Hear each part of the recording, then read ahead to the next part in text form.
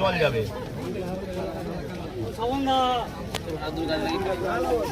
পরিবেশ দিবসে দাসপুরে সবুজের বার্তা, শুরু হলো মায়ের নামে একটি গাছ প্রকল্প। বিশ্ব পরিবেশ দিবসের তাৎপর্যকে সামনে রেখে দাসপুর 2 ব্লকের কাশিয়াড়া ত্রিবেণী পার্কে শুরু হলো বিশেষ বৃক্ষরোপণ কর্মসূচি, মায়ের নামে একটি গাছ। পরিবেশ সংরক্ষণ ও সবুজায়নের বার্তা ছড়িয়ে দিতে এই উদ্যোগকে ঘিরে দেখা গেল ব্যাপক উৎসাহ। অনুষ্ঠানে শুভ সূচনা করেন দাসপুরের বিধায়ক তপন দত্ত। উপস্থিত ছিলেন ব্লক উন্নয়ন আধিকারিক, পঞ্চায়েত সমিতির সভাপতি, জেলা পরিষদের সদস্য, সংশ্লিষ্ট গ্রাম পঞ্চায়েতের প্রধান, রেঞ্জার অফিসার সহ প্রশাসন ও জনপ্রতিনিধিদের একাধিক প্রতিনিধি।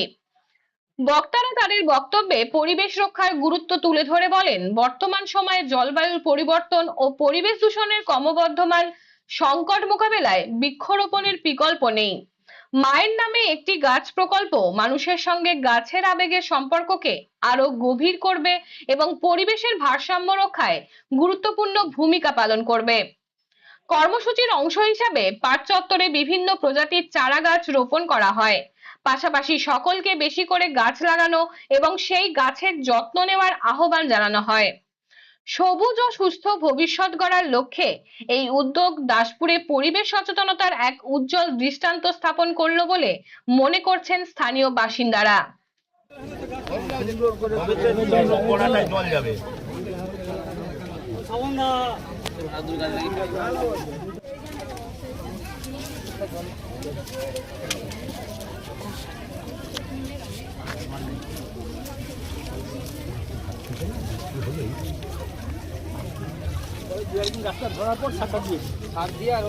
প্রচুর গাছ কেটে নষ্ট করি, আমাদের রাস্তাঘাট উন্নয়ন, নিজেদের বাড়ি তৈরি এবং বিভিন্ন কিছু বিষয়ে আমরা গাছ কিন্তু প্রচুর কাটি, কিন্তু সেই পরিমাণ আমরা গাছ লাগাই না।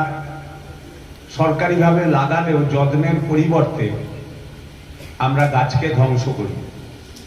সরকার বিভিন্ন সময়ে গাছ দেয়, গাছ প্রথমে পঞ্চায়েতে আসে, পঞ্চায়েত থেকে আবার আমাদের বুথে বুথে যায়, বুথে যাওয়ার পর পাবলিকরা মানে জনগণ সেই গাছ নেয়, নেয়ার পর দেখা যায় অনেকেই সেই গাছ যত্ন করে লাগায় না। সরকারের ক্ষতি হয়, একটি গাছ সরকারকে কিনতে হয় এবং পঞ্চায়েত গাড়ি করে বয়ে এনে সেটা বুথে বুথে পাঠায়।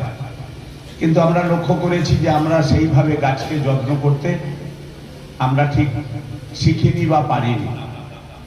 এখন কিন্তু নিজের বাড়ির গাছ কাটতে গেলেও গ্রাম পঞ্চায়েতের প্রধানের অনুমতি নিতে হয়। গ্রাম পঞ্চায়েত প্রধান মাত্র 3টি গাছ কাটার অনুমতি দিতে পারে, তার বেশি হলে রেঞ্জার সাহেবরা বা ফরেস্ট অফিস থেকে অনুমতি নিতে হয়, না হলে কিন্তু গাছ কাটা যায় না। কিন্তু আমরা কোনো আইনের তোয়াক্কা না করেই আমরা প্রত্যেকটি নাগরিক বা আমরা এই এলাকার অধিবাসী আমরা কিন্তু অনেকেই অনেক গাছ কেটে ফেলি। সেই তুলনায় গাছ কাটা যত হয় আমরা গাছ লাগাই না কিন্তু তত। তো বিশেষভাবে 1 বছর ধরে এই প্রোগ্রাম চলবে। গ্রাম পঞ্চায়েত প্রধান আছেন, জয়েন্ট পুলিশ সাহেব, রেঞ্জার সাহেব, জেলা পরিষদের মেম্বার, পঞ্চায়েত সমিতির কর্মাধ্যক্ষ, গ্রাম পঞ্চায়েত মেম্বারগণ, শুধু নাগরিকবৃন্দ, আমার সঙ্গে ছাত্রছাত্রীবৃন্দ এবং স্কুলের সাহেব রয়েছে এবং এলাকার আরও শুধু নাগরিকবৃন্দ রয়েছে, সবাইকে নমস্কার জানাচ্ছি। তো এটা একটা বড় প্রোগ্রাম, এটা শুধু আজকের জন্য নয়, জাস্ট দ্য স্টার্টিং ডে এটা আছে। তো এটা আমাদের গভর্নমেন্ট অফ ইন্ডিয়া থেকে টেক আপ করা হয়েছে এবং পশ্চিমবঙ্গ সরকারের বিশেষ উদ্যোগে সারা দেশ আমাদের পশ্চিমবঙ্গ ব্যাপী এই প্রোগ্রাম বৃহৎ আকারে হচ্ছে এবং আজকে তার শুভ সূচনা দিবস। সারা বছর ধরে প্রোগ্রামটি আয়োজন করা হবে।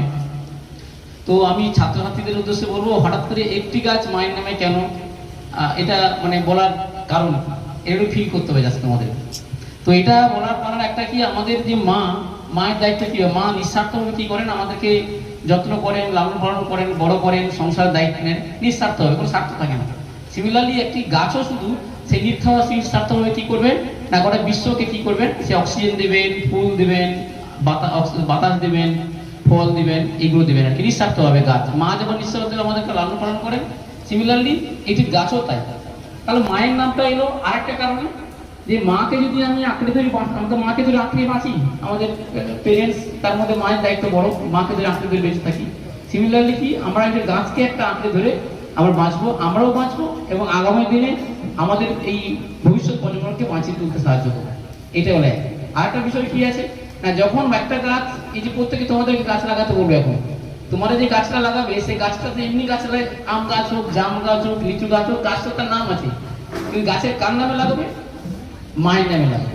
যেমন করে তুমি মাকে শ্রদ্ধা করবে, তুমি যেমন ভালোবাসবে, মায়ের যেমন দায়িত্ব পালন করবে, সিমিলারলি ওই গাছটারও দায়িত্ব তোমাকে পালন করতে হবে। তাহলে দেখবে সঠিক লালন পালন গাছটা করতে পারবো আমরা। গাছটা বড় হবে, বড় হয়ে কি দেবে? অক্সিজেন দেবে, ফল ফুল দেবে এবং পরিবেশকে রক্ষা করবে।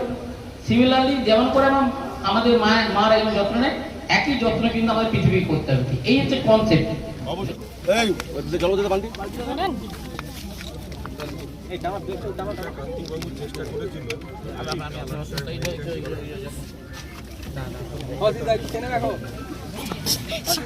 আমরা শুরু করছি, এরপরে অনেক গাছ দেয়া হবে। সেই গাছ আপনারা পেয়ে যত্ন করে লাগাবেন। আপনাদের কাছে আমাদের এই অনুরোধ থাকলো।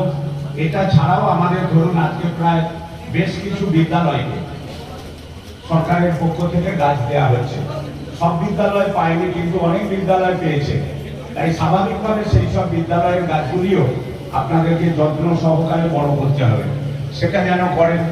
এরপরে পঞ্চায়েতে গাছ আসবে, আপনারা পঞ্চায়েতের পক্ষ থেকেও যেসব গাছ দেওয়া হবে সেটাও আপনারা যত্ন করে বড় করবেন। আমাদের পক্ষ থেকে এই অনুরোধ থাকলো। আজকে ধরুন এই একটা পার্ক আছে, আমরা পার্ক অনেক সময় আমরা শুনি যে বিভিন্ন রকম পরিকল্পনাকে কেন্দ্র করে সেখানেও বিক্ষোভ হয়, গন্ডগোল হয়।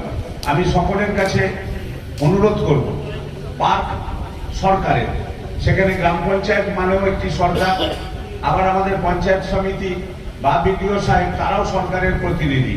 কোনো সরকার এখন আছেন, কোনো সরকার থাকবে না, কিন্তু সরকারের সম্পদ থেকে যাবে। তাই এই পার্ককে রক্ষা করার দায়িত্ব আমাদের সকলে। আমরা সকলের কাছে অনুরোধ করব যে এই পার্ক আমাদের দাসপুর 2 নম্বর ব্লকে আমাদের কোনো সরকারি ভেস্টেড ল্যান্ড নেই। এর ফলে আমরা অডিটোরিয়াম করতে পারিনি, এরপরে আমরা গোল্ড হাব করতে সেরকম ভাবে পারিনি। গোল্ড হাব যেখানে হয়েছে সামান্য